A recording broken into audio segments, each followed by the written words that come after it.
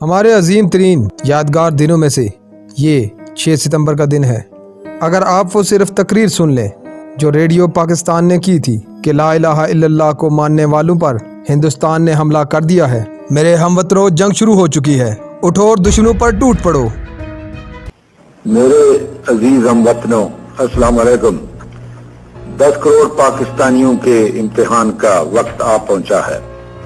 آج صبح سویرے ہندوستانی فوج نے پاکستان کے علاقے پر لاہور کی جانب سے پاکستان کی پوری قوم اللہ اکبر کا نعرہ لگا چکی تھی۔ ہندوستان کی فوج نے 6 ستمبر کی صبح فجر سے ذرا سا پہلے لاہور شہر پہ حملہ کیا اور ان کے جرنیل نے بھڑک ماری تھی کہ ہم 11 بجے تک لاہور شہر کے جم خانہ میں بیٹھ کر چائے پیئیں گے اور شراب پیئیں گے اور بدماشی کریں گے۔ دشمن 5 گنا بڑا تھا ہم سے اور اچانک اتنا بڑا حملہ کرتا ہے کہ ایک حملے میں 500 ٹینک استعمال کیے جاتے ہیں، اور جب سیالکوٹ کے اوپر حملہ ہوتا ہے تو بھی ایک حملے میں 500 ٹینک استعمال ہوتے ہیں۔ یہ دونوں سرحدی شہر ہیں ہمارے، اور حال یہ تھا کہ Pakistan totally got by surprise. آپ کو واقعہ بتاتے ہیں، واقعات سن کر آپ کو اندازہ ہوگا کہ 6 ستمبر کو ہم اتنے رومانٹک طریقے سے کیوں بناتے ہیں، اور 65 کی جنگ میں ایگزیکٹلی ہوا کیا تھا۔ ایئر چیف نے نور خان صاحب کی دلیری دیکھ کر، لیڈنگ فرام دا فرنٹ جسے کہتے ہیں، انہوں نے کہا کہ یہ سوٹس نہیں جائیں گی جب تک میں خود نہ دیکھ لوں کہ یہ کتنی خطرناک ہے ہمارے پائلٹس کے لیے۔ پاکستان فوج دنیا کی وہ عظیم ترین فوج ہے جس میں فوجی آفیسرز کا کیجویلٹی ریٹ بہت زیادہ تھا، اس لیے کہ ہمارے آفیسر آگے بڑھ کر لیڈ کرتے ہیں۔ پاکستان نیوی کے پاس صرف ایک سمبرین تھی اور وہ تھی غازی، اور اس سمبرین نے دشمن کا ناکہ بند کیا ہوا تھا۔ اس زمانے میں بڑی بڑی کتابیں لکھی گئیں کہ سلطان محمود غزنوی کے بعد یہ 18واں حملہ ہے، اور پاکستان کی نیوی آگے بڑھ کر سمندر میں گئی اور دشمنوں کے ٹھکانے تباہ کر دیے۔ دوارکا پہ گئی، دوارکا کے قلعے کو تباہ کیا بم بلاسٹ کر کے، اور پھر نکل کے واپس آئی۔ جب سیالکوٹ پہ حملہ ہوا تو توپیں فٹ کر دی گئی تھیں، بڑے بڑے ٹینک وہاں پر لا کر کھڑے کیے ہوئے تھے۔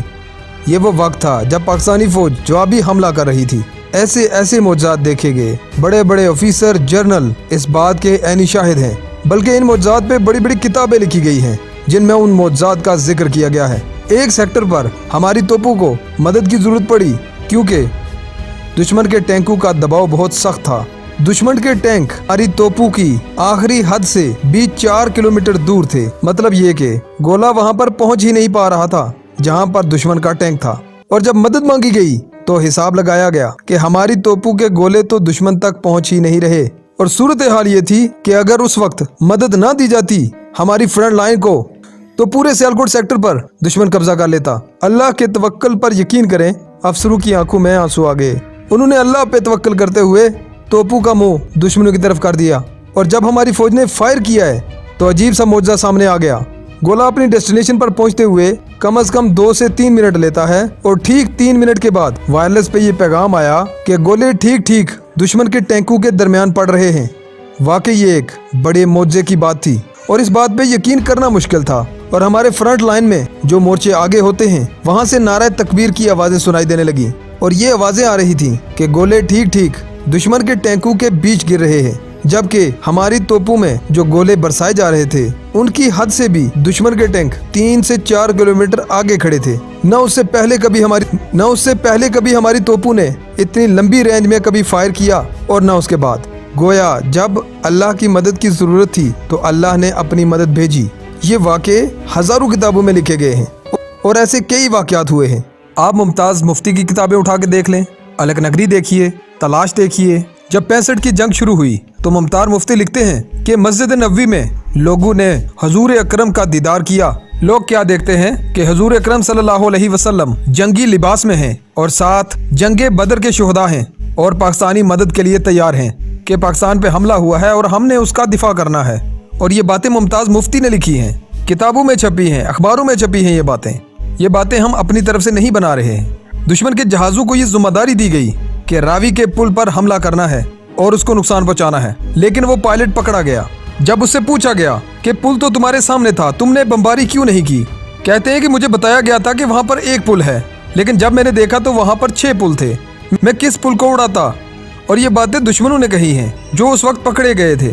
انہوں نے بتایا کہ گھوڑوں والی فوج کون سی ہے، جو انہوں نے کہا کہ ہم نے دیکھا ایک کالے لباس میں فوج تھی جن کی ہاتھوں میں تلواریں تھی۔ और उन तलवारों से चमक निकल रही थी और वह फौज घोड़ों पर सवार थी। ये सारी बातें दुश्मन के पायलट्स की हैं।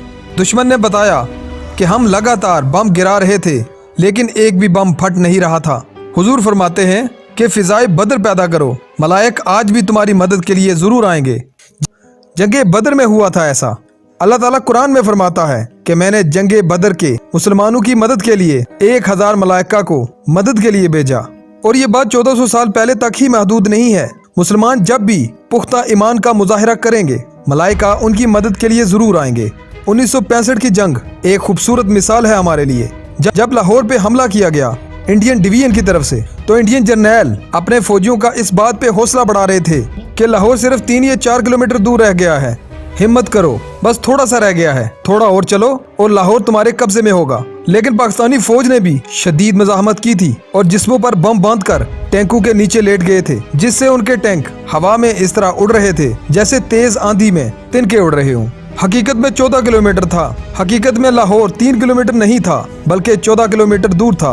बस इंडियन जर्नैल अपने फौजियों का हौसला बढ़ा रहे थे। और जब एक पाकिस्तानी ऑफिसर ने ये सुना कि इंडियन जर्नैल ये बातें कर रहे हैं, ये एक फौजी ऑफिसर था जो जख्मी था। उसने जख्मों को ना देखते हुए सड़क के किनारे एक कुतबा लगा हुआ था जिस पर लिखा हुआ था कि लाहौर 14 किलोमीटर दूर है। उसने वो कतबा वहाँ से उखाड़ लिया और फिर रेंगते हुए काफी आगे तक गया और वहाँ पर वो कतबा जमीन में पेवस्त कर दिया और उस पर अपने खून से लिख दिया 14.2 ब्लडी माइल्स, जिसको दुश्मन कभी पार ना कर सका। उसके बाद शहीदों के आने का सिलसिला शुरू हो गया। चूँकि सारे मर्द हजरात काम में इतने मसरूफ थे कि शहीदों को वसूल करने के लिए फौजी कम पड़ रहे थे, तो ये जिम्मेदारी नर्सों ने संभाल ली। जब फौजी अफसरों ने देखा कि नर्सें शहीदों की लाशों को ले रही हैं और फिर साइड पे रखती जा रही हैं, तो फौजी अफसरों ने अपनी यूनिट्स में जाके कहा कि शाबाश शेरो, सीने पे गोली खाना, तुम्हारी माएं और बहनें तुम्हें दफन करने के लिए पीछे खड़ी हैं। ये ना हो कि तुम पीठ पे गोली खा के आ जाओ और बहनों और माओं के सामने शर्मिंदा होना पड़े। ये था जज्बा उस फौज का। सब ने वहाँ पर कस्में खाई कि हम सीने पर गोली खाएंगे और शुजात से लड़ेंगे। एक वक्त ऐसा भी आया कि जब दुश्मन के टैंक हमारे तोपखाने के बिल्कुल करीब आ चुके थे और अब बराह रास्त टैंकों की जंग होने वाली थी। कहा जाता है कि दूसरी जंग अजीम के बाद ये पाकिस्तान की सबसे बड़ी टैंकों वाली जंग थी जो सियालकोट में लड़ी गई। बाकायदा आर्टिलरी ऑफिसर ने ये command the, HE unload and AP load, यानी हाई एक्सप्लोजिव शेल निकाल दो और हैवी एक्सप्लोजन करो। यानी अब टैंकों की बराह रास्त लड़ाई होने वाली है और ये ऐसा मौका होता है जब आर या पार होता है। और ठीक मौके पर धुंधें आ गई जिसकी वजह से दुश्मन का टैंक वहां पर रुक गया और फिर अल्लाह ने दुश्मन की फौज पर खौफ तारी कर दिया। वो क्या चीज थी? और फिर पाकिस्तान के फौजी जवानों ने और आवाम ने भी अपने जिस्मों पर बम बांधकर टैंकों को इस तरह उड़ा दिया जैसे हवा में तिनके उड़ते हैं। ऐसी क्या चीज थी जिसने मुसलमानों को ये करने पर मजबूर किया? यकीनन वो कलमा था, वही कलमा जो हमारी दिलों की धड़कनों में है। यही वो जंग थी जिसको मुसलमानों ने अपने ईमान, अपने इत्तेहाद और जज्बे की बिना पर जीता और हमारे हवाले किया। कभी इसको छोड़कर न जाना कि इसमें हमारे बुजुर्गों का खून शामिल है।